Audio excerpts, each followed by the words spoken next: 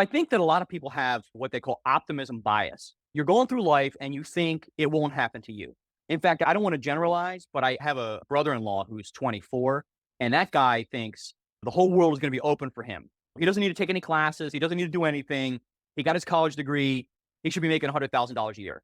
And I'm like, bro, he's in IT. I'm like, you got to get certifications. You got to do this other stuff. You got to work at it. When he's like, oh, I don't study on the weekends. I'm like, how are you going to get ahead?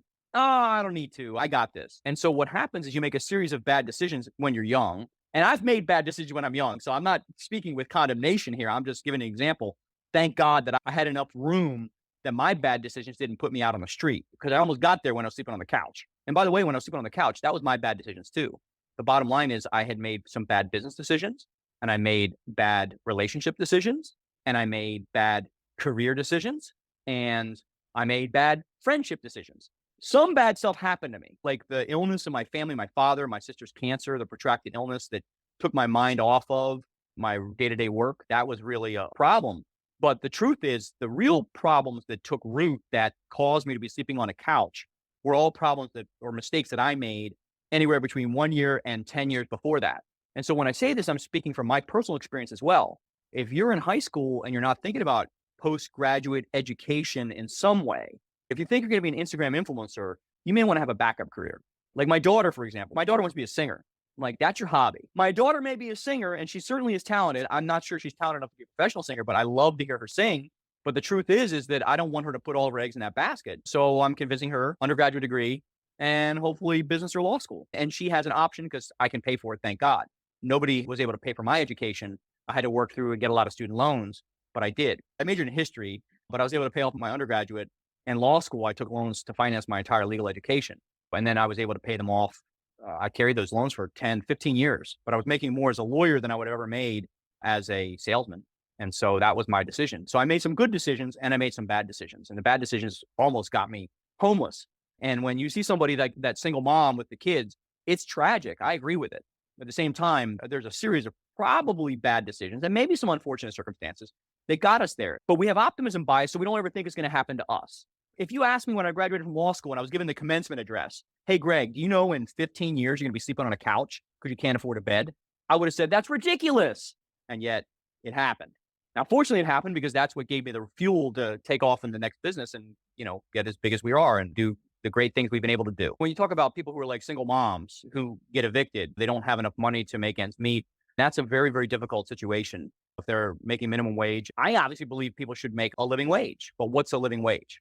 Because you can always point to one example of someone who's making, say, a living wage, or some reason they can't. Let's say they can't get childcare. I mean, childcare is really expensive nowadays. And so there are many circumstances which can lead to somebody even becoming homeless. Right now, I'm in New York City. I'm in Manhattan. There's a billboard that says that homelessness has increased at the same rate as inflation, so that you had this rapid inflation in COVID. Now, I think if you look at some other data, the wages have also gone up. There's been great wage inflation. I know that as well. We've increased our wages too. Obviously, we want to maintain top talent. Hiring new people is even more and more expensive. We've had people talk about inflation of prices, but they don't talk about wage inflation to balance that out. There's always going to be people who are going to slip through the cracks. And I think we need to have a social net for that too. I'm not talking about socialism, but I think we need to have a social net. My wife and I, we deal with churches because I feel like churches are the best to administer aid in those situations. And the reason is that, that's more boots on the ground. I don't trust the government to administer wages in that sense. I think that socialism is a bad example, but could you point to examples where somebody really got washed out of society? It's worse with substance abuse, actually. My sister was a drug addict, a heroin addict.